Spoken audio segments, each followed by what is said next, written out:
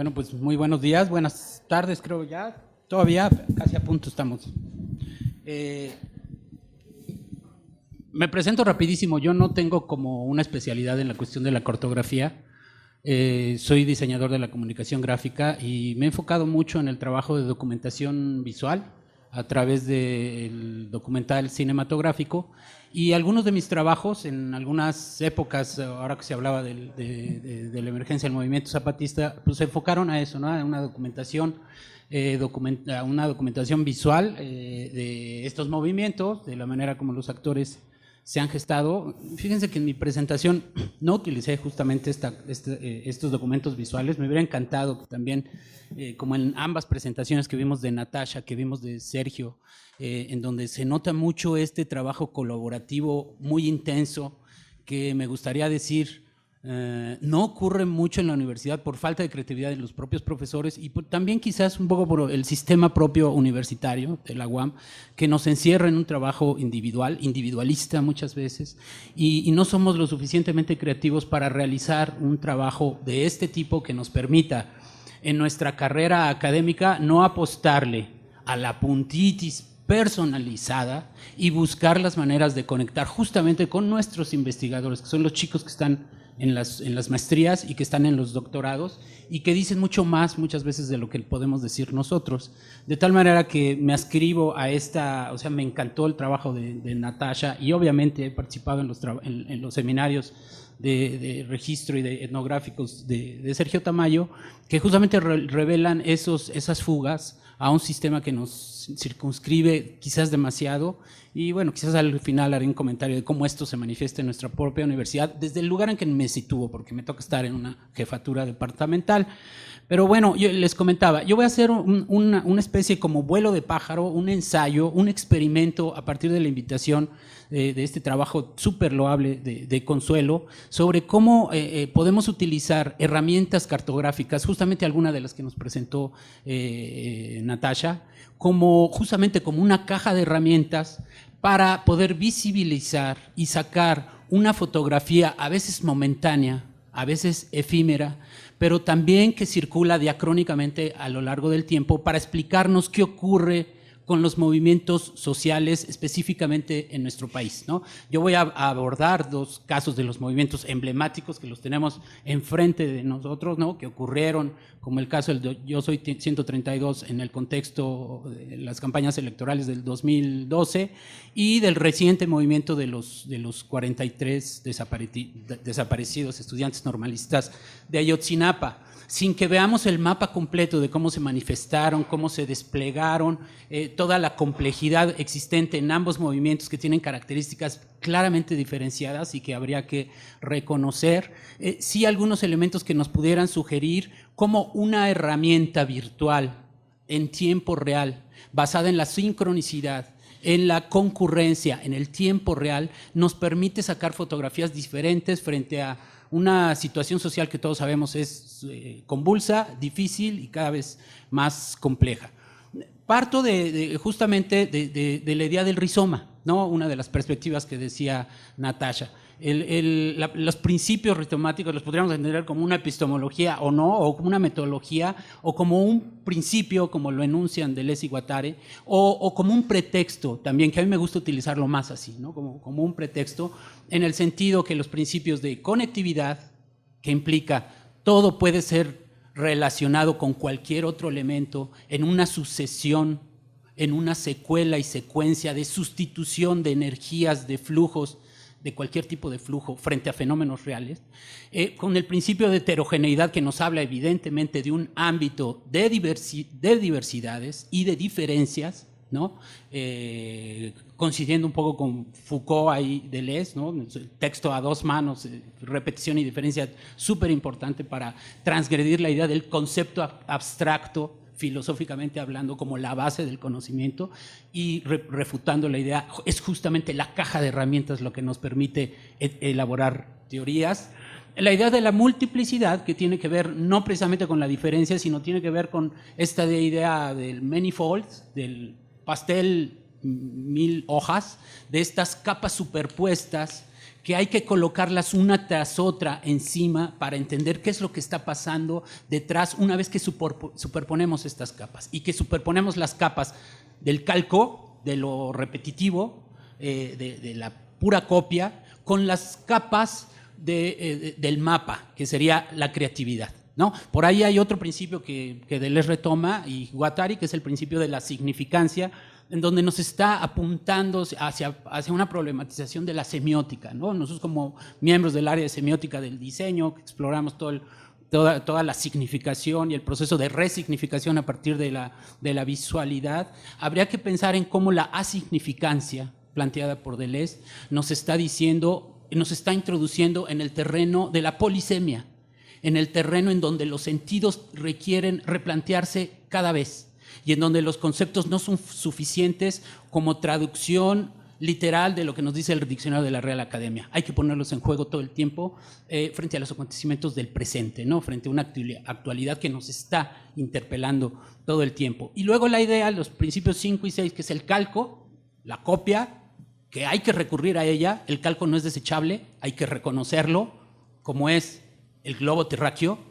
Todas las plataformas, esta plataforma que yo voy a ejemplificar aquí, parte de un calco, que es el Mapamundi.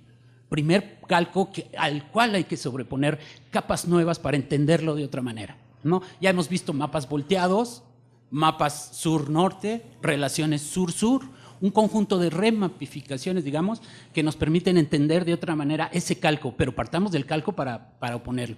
Y la idea del mapa, en donde justamente lo que nos está diciendo Deleuze es el mapa no es un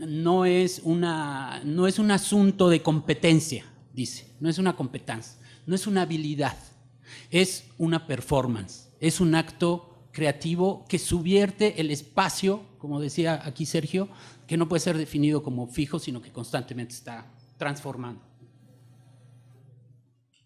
Entonces, con esta base, digamos, de entender a los mapas como creaciones continuas relativas a una actualidad, yo parto en términos de cómo se hacen las representaciones cartográficas de las redes sociales y cómo en un origen, digamos, todas estas representaciones cartográficas partían del ARS, del análisis de las redes sociales. Todas, digamos, estas a partir de insights que tenían que ver con encuestas, entrevistas y bases de datos que nos estaban mostrando cómo las redes sociales estaban creciendo, están emergiendo, se están expandiendo, pero al mismo tiempo las propias redes están jugando con elementos que se jerarquizan, que establecen dominios, ¿no? Posiciones territoriales desiguales en términos de la geopolítica, posiciones de efemeridad, es decir, nacen, y así como Face y Twitter son el superboom en América Latina, con esa población joven, ese plus de joven, no me acuerdo cómo le llaman, el bono de la juventud, que revelan eso. En otros países son otras redes, de tal manera que hay un desarrollo desigual y combinado del crecimiento de las redes sociales que inicialmente se mapificaron y se esquematizaron a partir de esas bases de datos basadas en encuestas, en entrevistas, en modelos matemáticos y su posterior esquematización a partir de este tipo de mapas, ¿no? De la idea de los mapas que nos revelan esta expansividad de las propias redes sociales, había que recuperar también la idea de otros dos elementos que creo que son muy retomables, que los plantea Manuel Castells, que es la idea de los nodos y de los ejes, ¿no? La ponencia, con esta parte que no está Elías, la queremos enfocar mucho a esta cuestión de territorialización y desterritorialización y reterritorialización, a partir de cómo se comportaban el crecimiento de la virtualidad en el ámbito Internet, ¿no? Este proceso quizás habría que vincularlo con la idea de nodos y ejes, a partir de cómo los nodos son los elementos en donde lo que es local se relaciona con lo que es global. Hay una relación de un punto específico con toda la red. Y el eje, que es un trazado, o sea, estamos en la misma idea de puntos y líneas de Kandinsky, ¿no? Digamos, si nos vamos al más atrás, en donde los ejes nos están relacionando todos los elementos que conviven entre sí en el mapa geopolítico. De tal manera que en los ejes se está manifestando las posiciones de organización del espacio hegemónico, ¿no? Lo que plantea Castells en un sentido es, mientras las élites gobernantes y dominantes actúan hegemónicamente controlando el espacio de las redes, los que intervenimos al interior como ciudadanos virtuales, como nodos muy puntuales de manera fragmentaria, estamos desorganizados. Hay una organización espacial desde arriba que supone su contrario, la desorganización de los que estamos ahí abajo en el plan ciudadano, clic específico en el entorno de una red.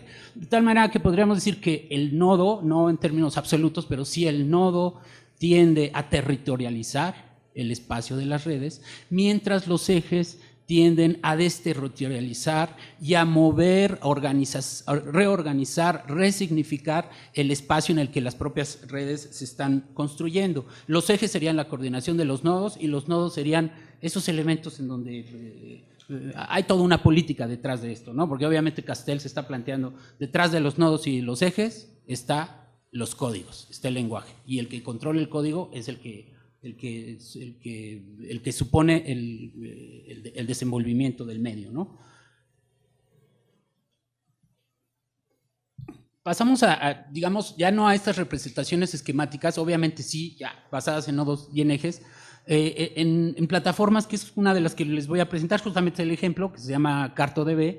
Entonces, lo que hace CartoDB es una especie de empresa española llevada por arquitectos, por programadores, que hicieron un trabajo de expansión, digamos, así a nivel corporativo muy fuerte, que desde el año pasado tiene financiamiento de Nueva York, financiamiento pues, importante a nivel de la investigación, y una plataforma en red a la que podemos acudir cualquiera de nosotros, ¿no? Yo anduve buscando a ver cuáles son, ¿no? Y por eso les decía, es un experimento esto, pero la plataforma está ahí, y la plataforma nos puede mostrar puntualmente el desenvolvimiento de un fenómeno social, cultural, político, a lo largo del tiempo y representado obviamente en el espacio, con insights que pueden ser bases de datos construidos por el propio investigador o una base de datos que ya está alojado ahí al interior de la red, Twitter e Instagram. O sea, hasta el momento, lo digo así porque seguramente CartoDB tenderá a ser una herramienta cada vez más útil, utilizable por nosotros los investigadores, por los académicos, y utilizado por los gobiernos, y por la policía, y por cualquier institución de poder y de control. O sea, eso es lo paradójico y lo complejo, como cualquier red social, ¿no? Lo sabemos. De tal manera que esta plataforma se está valiendo justamente de las redes sociales para construir las bases de datos. Yo generé un perfil de esta red, aquí nos está mostrando también cómo se comportan los envíos masivos de correo electrónico a nivel global, en un mapeado temporal bajo la propia plataforma. Ustedes pueden entrar a CartoDB y ver así de manera espectacular e impresionante el comportamiento del día del supertazón de los Estados Unidos de Norteamérica este año, en febrero, etcétera, animado, en movimiento. Y van a ver la cantidad de cosas que puede ocurrir ahí. Un perfil básico nos permite entrar, digamos, tener un conjunto de bonos para acceder a esa base de datos. Si tenemos un perfil básico, nuestros bonos son más grandes. Si tenemos un perfil medio o avanzado, nuestros bonos son más grandes, de tal manera que podemos recurrir a bases de datos que nos dejan filtrando, tener más insights, más contenidos para reconstruir nuestros mapas de manera cada vez, digamos, más detallada, ¿no? Yo aquí saqué dos fotografías de cómo se comportó esto en las megamarchas del Yo Soy 132, sobre todo entendiendo a los movimientos sociales, como se ha dicho aquí, quizás partiendo pues, de Melucci o partiendo de Touraine, justamente en la idea de la apuesta, ¿no? En todo movimiento social hay una identidad, hay una oposición, hay un adversario, ¿no? Siempre existe eso, pero existe una apuesta. El problema de la apuesta es que nos coloca al movimiento social no en términos de un fenómeno marginal, sino nos lo coloca en términos de un horizonte cultural y a la disputa por una dirección horizontal de ese de ese control de los valores, de los conceptos, de los conocimientos que se mueven en el ámbito cultural. En el ámbito cultural, hablando también desde la política, pero no desde la política real, sino desde la política en su sentido más amplio, ¿no? De tal manera que, por ejemplo, el movimiento del Yo Soy 132 nos reveló puntualmente una apuesta, una identidad que era, digamos, vamos a decirlo así llanamente, a lo mejor se escucha fuerte, que estaba circunscrita al territorio de oposición, de oposiciones desde las clases medias. O sea, el punto fuerte del Yo Soy 132 fue la presencia de los estudiantes universitarios de la Ibero que se le fueron a plantar al candidato de Televisa, al candidato de los poderes fácticos, y a decirle: vamos a tener un presidente represor de Atenco, vas a actuar así. Y Peña Nieto dijo: lo volvería a hacer. Cuando Peña Nieto dice lo vuelve a hacer, 131 estudiantes de clase media alta lanzaron un video viral en el que dijeron, frente a los medios que decían se fueron a meter los de Atenco con Enrique Peña Nieto, no. Fuimos nosotros los que interpelamos al candidato del PRI y fuimos nosotros los que les decimos: somos estudiantes, aquí está nuestra credencial. Con ese acto efímero, súper sencillo, que se convirtió en un video viral de cada uno de esos 131, lo que se construyó fue una N potencia igual a 132. El 132 fuimos todos los que concurrimos en estas megamarchas y que nos planteamos justamente una disputa clara. No queremos esos poderes fácticos. Los poderes fácticos están actuando en connivencia con los otros 3 poderes institucionales y están construyendo una candidatura en medios que no son plurales, aunque se declaren así, y lo sabemos perfectamente. Lo que nos permite una plataforma como esta es justamente encontrar lo que está planteando de luz, de alguna manera, que es la idea de la gente y la idea del agenciamiento, ¿no? La idea de la gente es el nodo específico que genera el actor concreto que construye su posición frente a un acontecimiento. El agenciamiento sería, a diferencia de la personificación, sería el conjunto de modalidades como ese agente específico puede generar acciones.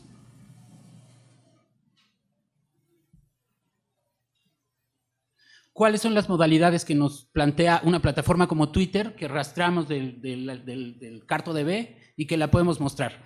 El actor que postea, el retweet, el amigo, ¿no? El momento en el que postea. Todas las modalidades de acción que nos las da Facebook, sea con los likes, o sea con las herramientas que continuamente se están sumando como capas transparentes una tras otra y que son construidas, sí, socialmente, desde el actor ciudadano virtual que empuja hacia y dice y valida y dice esto me gusta, no el like, me gusta esta herramienta, la voy a seguir utilizando. Entonces se posiciona y se construye desde el código. Pero que también se convierte, o sea, porque todo el conjunto de participaciones son el oro molido de las corporaciones, en este caso de Mark Zuckerberg y de los dueños de Google. Ellos construyen desde la social, como ya la televisión lo había hecho, porque la Televisa lo ensaya muy bien con los reality shows. Ensaya muy bien el comportamiento, la conducta social y construye sus guiones telenovelescos y seriales a partir de los comportamientos. Acá hay un funcionamiento similar. Los agenciamientos serían todo ese conjunto de modalidades como se manifiestan. Esta es la base de datos, la otra es el mapa trazado sobre esta base de datos. Entonces la base de datos nos dice, pues aquí el primero que está posteando y el que tiene más es Pigmenio Ibarra, y, curiosamente, ¿no? Y ícono de las telenovelas críticas, ahora narcotelenovelas México-colombianas, que revolucionó también la telenovela ultraconservadora, mocha, moralista mexicana, y que puso los temas de la prostitución, de el poder, el poder detrás del presidente, de la homosexualidad, etcétera, en el campo de nuestras telenovelas exportables a todo el mundo, ¿no? Que tienen ahí sus vaivenes. Pero él es el que más tuitea, o sea, podemos ver el número de tweets que está construyendo y detrás de él Este mapa, en realidad, y por eso les decía, ¿con qué herramientas cuenta el investigador? ¿Cuánto paga para saber cuánta información obtiene de eso que está alojado ahí?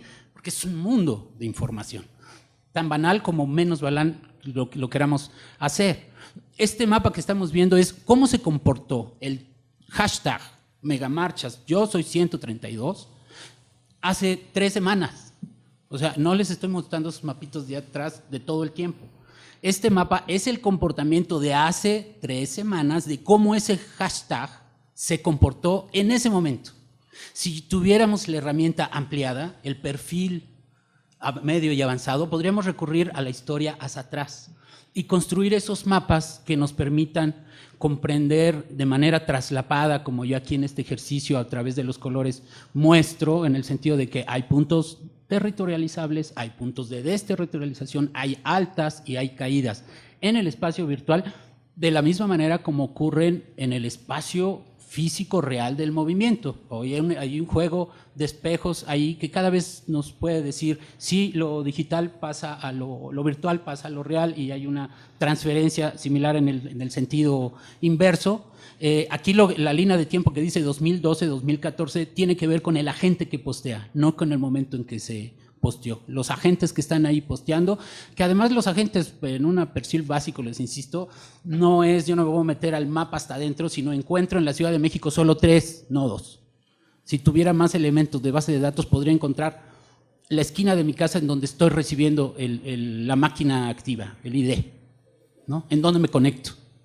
Solo estamos recibiendo el dónde me conecto desde la Ciudad de México, y la herramienta te da 2 o 3 nodos, y como dos o un nodo por cada una de las ciudades importantes en el país, ¿no?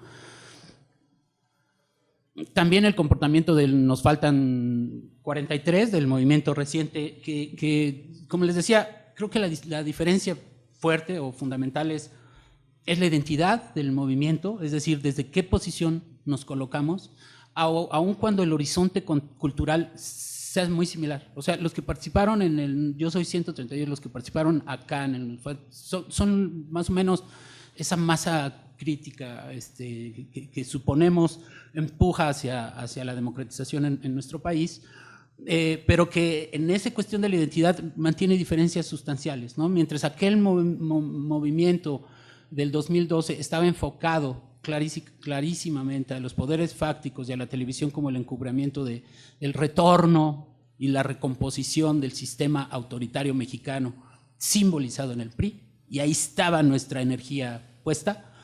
El movimiento de los desaparecidos de Ayotzinapa justamente se concentra no desde los poderes fácticos, sino desde el poder del Estado, ¿no? Desde el autoritarismo estatal y desde aquello que las propias consignas en la calle decían fue el Estado, ¿no? Y salí, por eso les decía el documental, ahí se los podría mostrar, pero entrevistando a la gente, mi pregunta, digamos así, transversal mediante la entrevista cruzada técnica del documental, era ¿qué quiere decir fue el Estado? ¿Cómo le ponemos nombre a eso? Que en un sentido tenía que ver con las indagatorias en torno a cuál fue la participación del ejército, ¿no?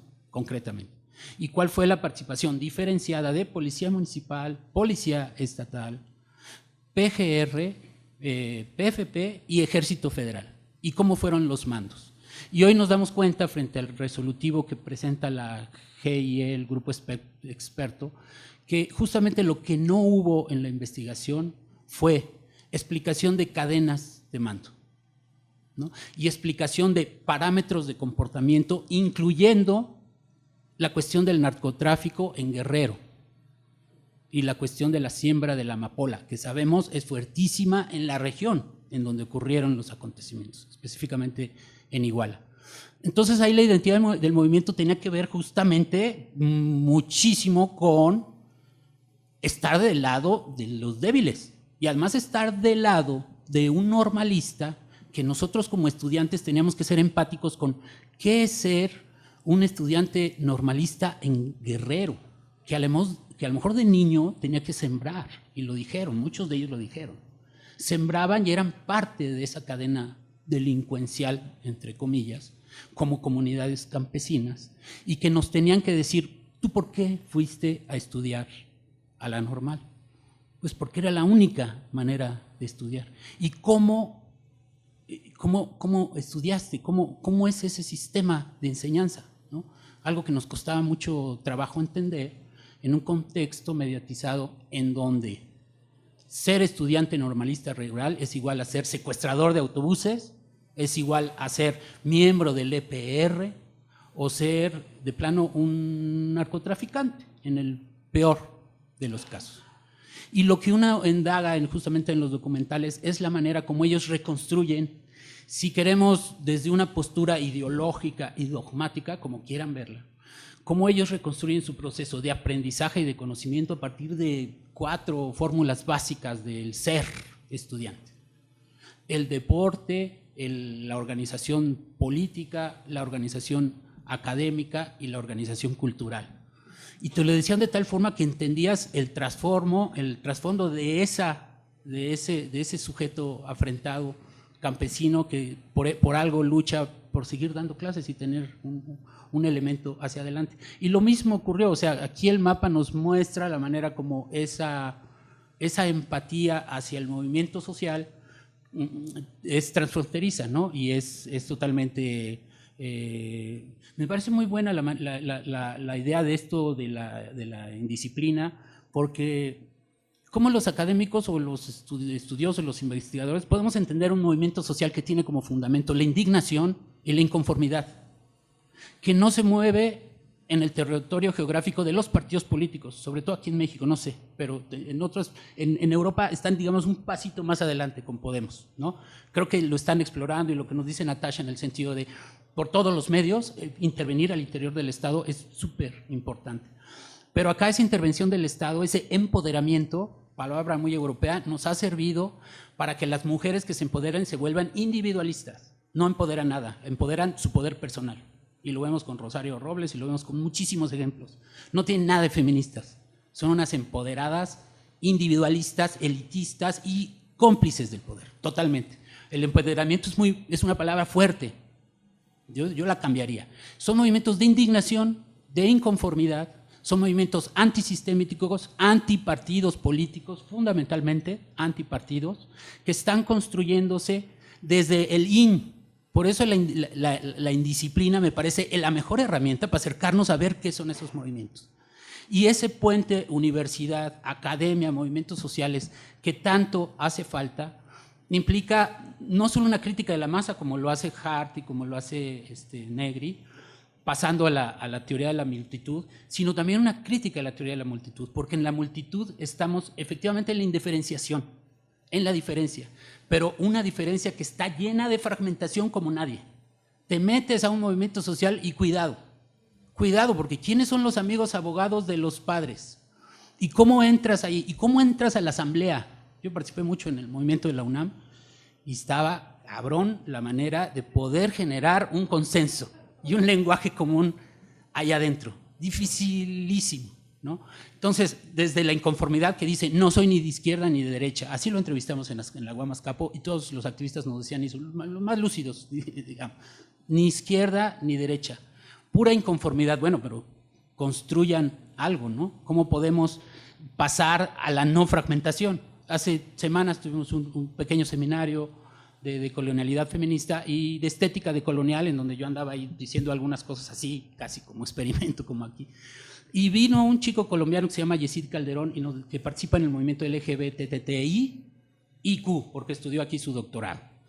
Y él dice, el IQ no cabe en todas esas fragmentaciones, porque lesbianas no se juntan con homosexuales, y estos no con los travestis, estos no con los transexuales, menos con los transgénero, ni los otros con los otros. La bandera incluso, gráfica y visualmente, es el arco iris, va por líneas paralelas, todas separadas entre sí. Entonces Yesid decía, agarremos una línea, digamos en su apuesta de movimiento, que sería la del Q, la del queer, y metámosla entre todas, así retorzamos esos movimientos, porque el movimiento gay también está lleno de consumismo. O sea, de pronto era muy político y se metió a los bares y se hizo eso, y se hizo hasta de derecha, y llenó de candidatos de partidos políticos que sí han hecho avances, o sea, hay que reconocerlo, pero no han hecho nada en función del propio movimiento, de su constitución como apuesta, identidad o posición adversaria, ¿no? retorzamos esas líneas paralelas que no se tocan y reconstruyamos en los movimientos la posibilidad de una diversidad interactuante. Creo que ese es el reto en el que nos encontramos. Aquí otros elementos de cómo se manifestaron, el mapa conjunto en donde se sumaron los elementos, cómo interactuaron. A mí me encantaría que estas herramientas las pudiéramos retomar y hacer trabajos que nos dijeran: somos un país desmemoriado y amnésico, como nos dijo Fernando del Paso, y bulímico, o sea, no sabemos digerir lo que nos metemos. Somos bulímicos.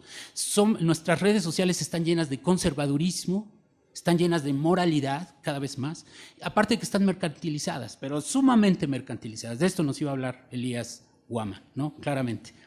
Pero ni esto es el plus ni nada, ni tomo dogmáticamente estas herramientas, pero sí requerimos elementos puntuales de recuperación de la memoria y de que una sociedad conservadora como la mexicana, que lo sigue siendo, requiere puentes para democratizarse.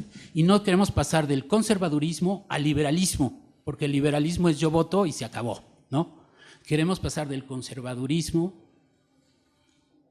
a lo libertario, a la autogestión y a las formas en que cada sociedad puede darse sus maneras de ser, ¿no? Sin que esto sea un planteamiento, vive el anarquismo, ¿no? Porque el anarquismo también es un estereotipo ya superposicionado en este país, pero que creo que sí necesitamos, los zapatistas lo están haciendo allá y a lo mejor por eso se hicieron resistentes y el otro mundo es posible, pues lo dejaron atrás, ¿no? Y se metieron a sus comunidades ya y trabajar. Pero creo que sí es posible dar ese brinco y hay muchísimos ejemplos. O sea, las redes sí están democratizando, se están mercantilizando, pero como decía aquí Sergio Tamayo, creo que son un campo de batalla fundamental. Muchas gracias.